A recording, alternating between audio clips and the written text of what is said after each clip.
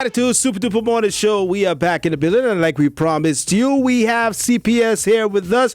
A sit down with CPS, something that we plan to do each and every Monday, as long as COVID-19 is out there, and as long as CPS has anything that they would like the public to know.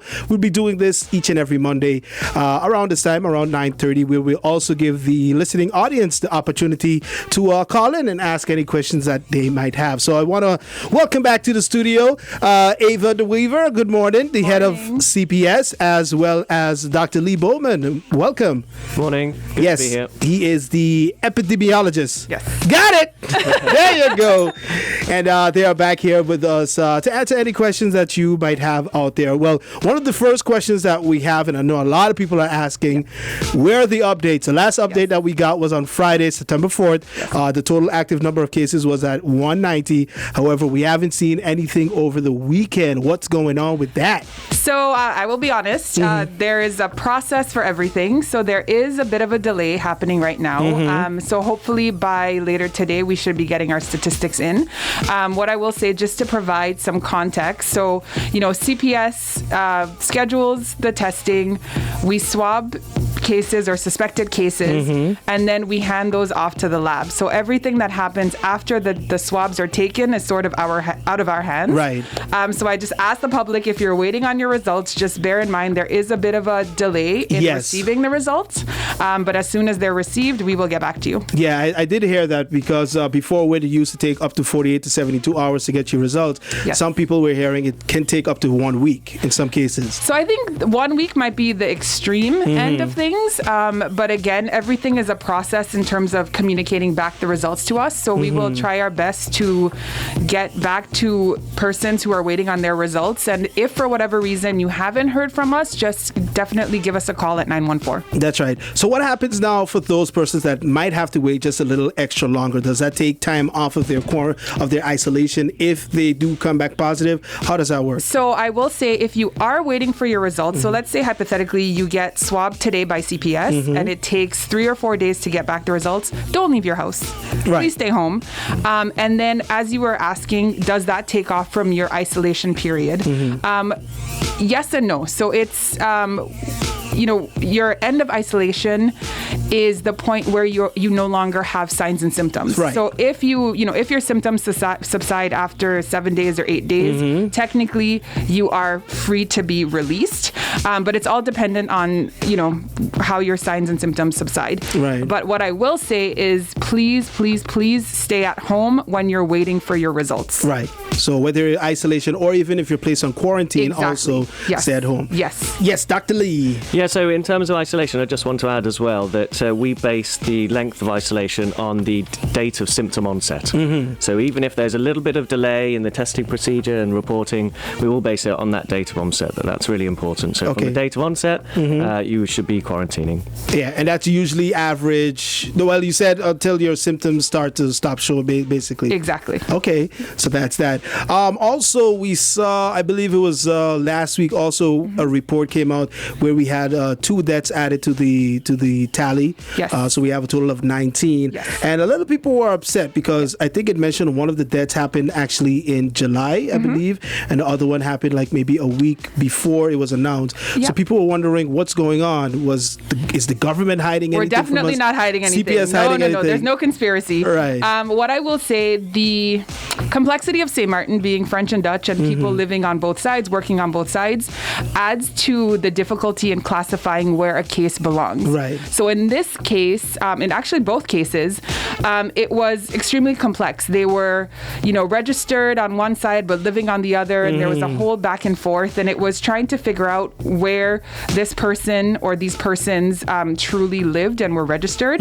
So it took us some time. There was a lot of dialogue between the French side, trying to see, yes, this person lives on the French side, but went to this hospital, then was transferred to SMMC. So it was just trying to make sure he and or the case actually, he and she, were captured on the appropriate side. So it wasn't our intention to, not include it from the get-go. It's just certain things take time, and this is a perfect example because you don't want to misclassify. Right. I think it's worse if you claim a death and then you have to take it back. backpedal. Then people be even more confused. Exactly. So we try to, I always say numbers change, and I know sometimes people are fixated on numbers increasing and decreasing, but with statistics, it's fluid sometimes. So numbers change often, and we try to take our time and get the numbers right. So again, just bear with us if there's no change to the numbers. It's not that nothing is happening on the back end. It just takes time to make sure we're putting forward the most accurate results that we have. Right. So, and of course, condolences to the 2 souls that were lost, and all the other souls, the 17 other souls as well. And of course, like I explained to someone too, besides what you just explained, sometimes it's also protocol. You have to inform the family as well. You have to make sure that they, find out, identify the person before that could also be registered also. Absolutely. All right. Dr. Bowman, so we have some, just in case, people might be wondering, so when do I call CPS? When do I dial 914 to let them know, hey, I think I might have COVID-19? Yeah, so I'd like to just go through quite quickly a number of symptoms that should be on your radar. So if you do experience any of these, please call 914 or your physician. So a new loss of taste or smell, that's highly sensitive, COVID-19. A cough, shortness of breath, difficulty breathing, and then a number of others, fever, chills, headache, nausea, sore throat. There's some of these things that give you an indication that you've got an infection, but aren't necessarily specific to COVID-19. But if you're unsure, call 914. If you're unsure, call 914. So give them a call. If you're, experiencing any of these symptoms, they'll go through the list with you, ask you a couple of questions, and based off of your answers, then they'll say, okay, you know what, we'll give you a test, and then we'll see what your results say. Because, a lot of people are going to start, getting anxious and panicking, especially with the flu season and the cold season and everything coming up as we do get into St.Maarten's quote-unquote winter season. So people tend to get sick around this time. So a lot of them might start to freak out, but it doesn't necessarily mean that, they have COVID-19. Exactly. No, exactly. So there'll be lots of bugs going around at this time of year, and that's entirely normal. So there will be symptoms that people are feeling. But just for that reassurance, you can call the hotline, you can call your physician, and we will do the rest from there. And I just want to say also, there's no cost for testing. So, I think persons are a bit apprehensive because they're hearing that you might have to pay, but if CPS comes to your house, there is absolutely no cost. There's no cost involved. Yes. Okay.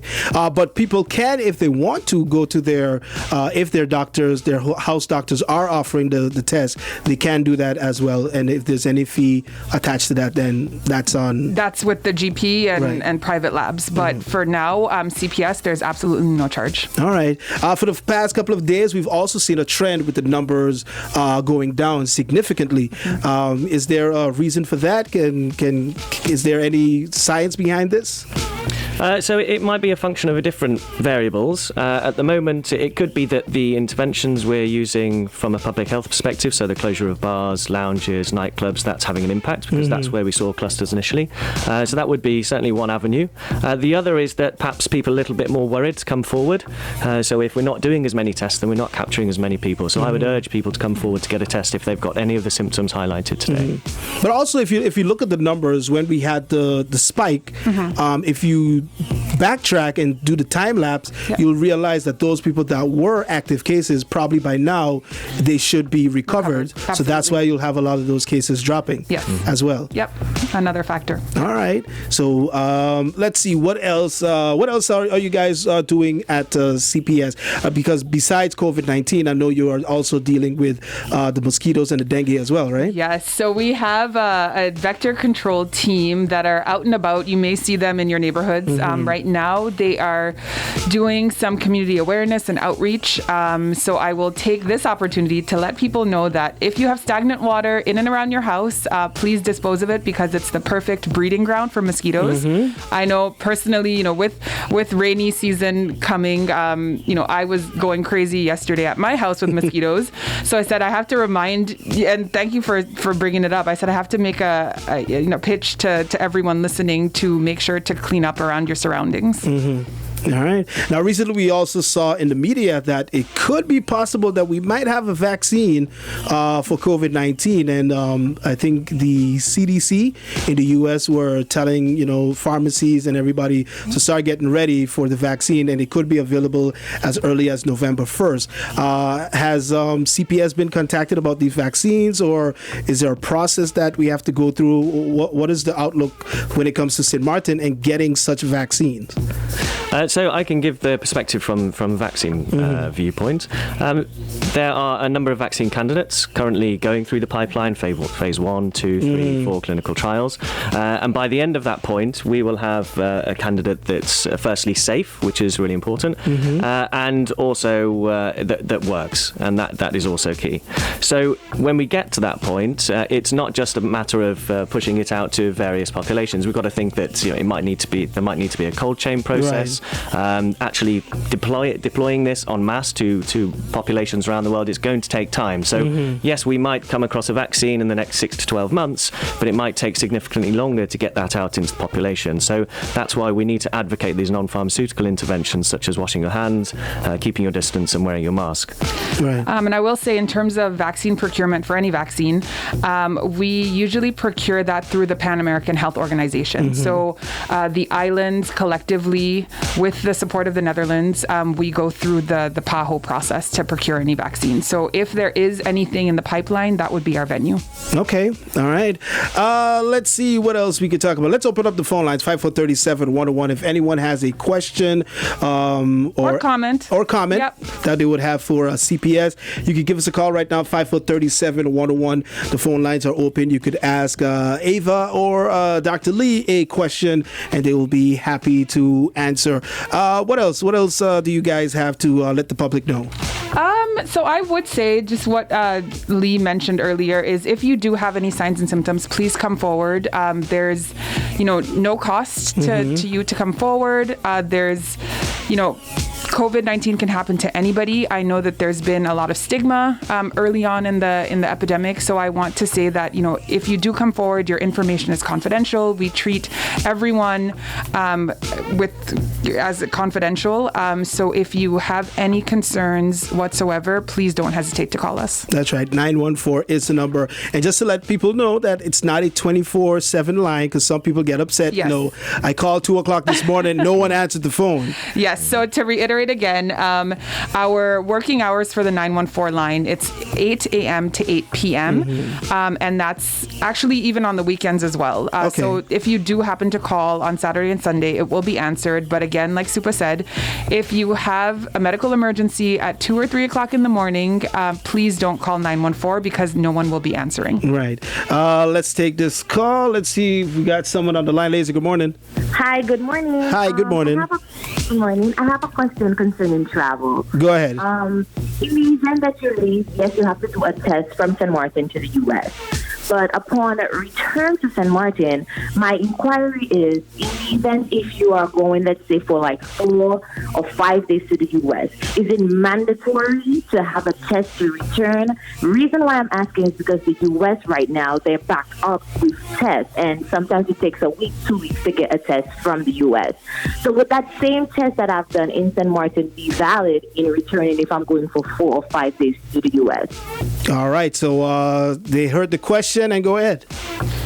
So I will say, unfortunately, you will need to have a new test, even though you are only going for 4 or 5 days. And I know that, like the caller said, the big the delay is, unfortunately, the U.S. They have their own delays. You might not get your test results in time to board the flight, but unfortunately, it's our requirement. Right. And just because you're leaving to go to the U.S., with that PCR result, you are negative. there is opportunity while in the U.S. to get that infection. So you may potentially be coming back with something. So having that negative test upon return is a safeguard, at least for that one moment in time that you are negative. So unfortunately, you will need one to return.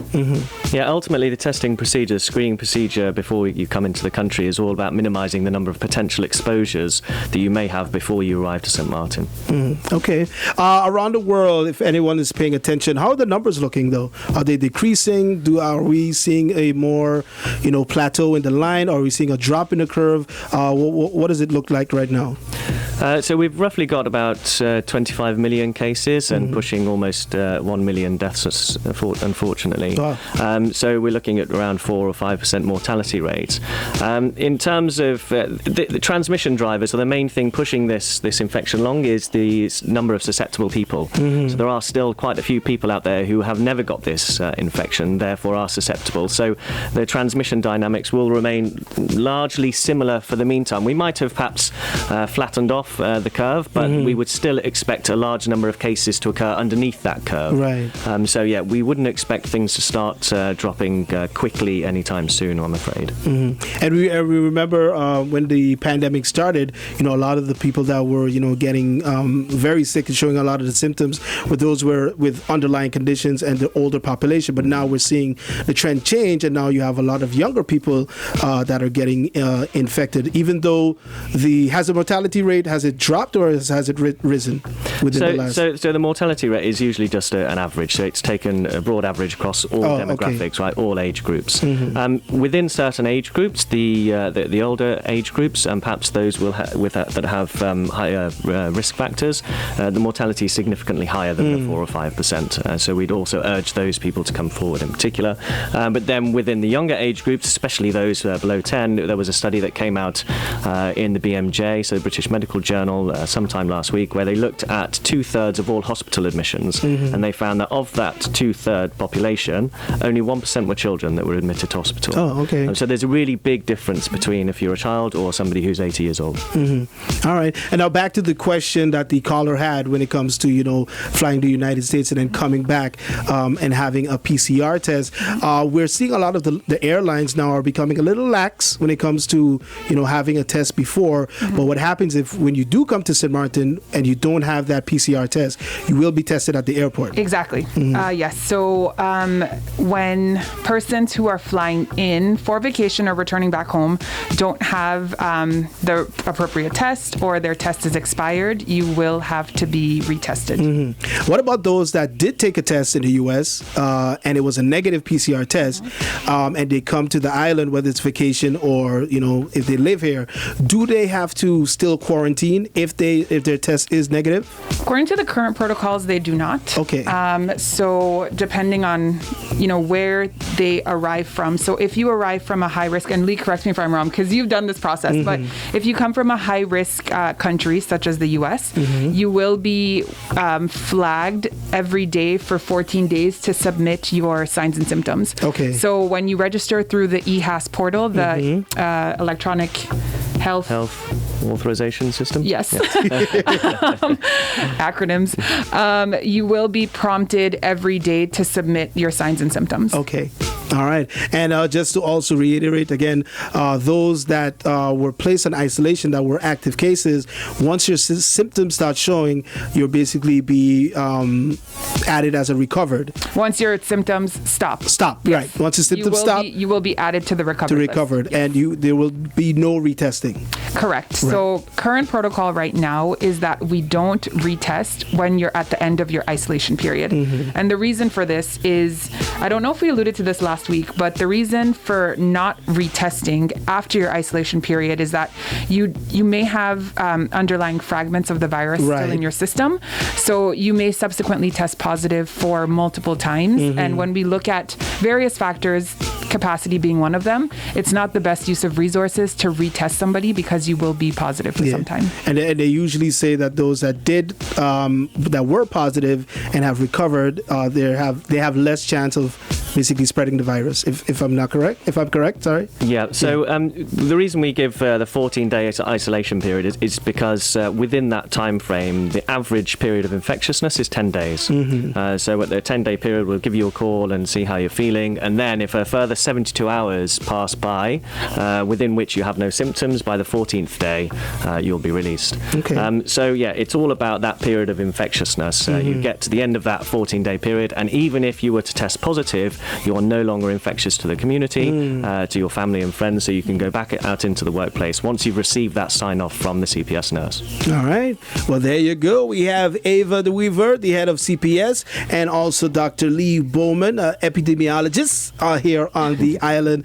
And they're basically getting us all the information that we need, letting us know more about COVID-19, and making sure that everyone practices social distancing, washing your hands, wearing your mask.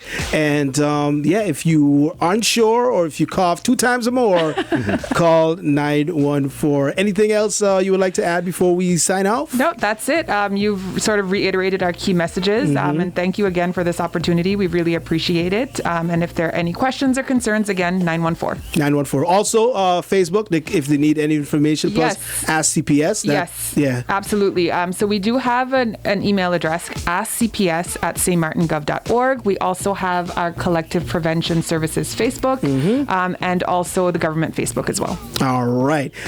Keep it locked right here to Laser 101. When we come back, we're going to wrap it up. But before I let you guys go, got to ask you the question of the day, facebook.com/Laser101. What are your favorite weird smells? This should be interesting. Gasoline. Yeah, gasoline. Yeah. Okay. And what about you, Dr. Leigh? I love the smell of a pine forest. Oh, okay. All right, so there you go. Laser 101, the station with the attitude. Super duper morning show. Going to take a quick break. When we come back, going to wrap it up, so don't you go anywhere.